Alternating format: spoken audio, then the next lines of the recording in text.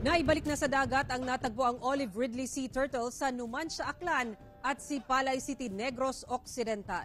May detalye si Eileen Pedreso ng GMA Regional TV 1 Western Visayas.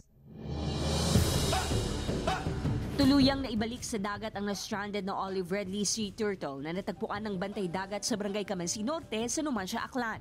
Matapos masuri at makumpirma na nasa maayos na kondisyon ng nasabing hayop, agad itong ibinalik sa dagat sa pangunguna ng Numancia Agri-Fisheries Sea Turtle Conservation and Protection Unit.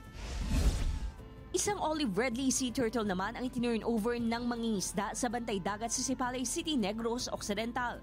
Ayon sa mangingisda, nakita nito ang pawikan na nakatihaya sa tubig. Sa pag-aakalang may sugat ito, kinuha niya ito at dinala sa tabing dagat. Matapos suriin at makumpirma na wala itong sugat, ibinalik ng bantay dagat ang pawikan sa dagat. Pinakawala naman sa Sibalom National Park sa Antique ang natagpoang Visayan Terictic Hornbill. Una itong nakita ng isang residente sa barangay poblasyon na waan na nanghihina, kaya inireport ito sa otoridad. Inobserbahan muna ang ibon bago tuluyang pinakawalan sa kagubatan. Ang Visayan Terictic Hornbill ay itinuturing na endangered species na endemic sa mga isla ng Panay at Negros.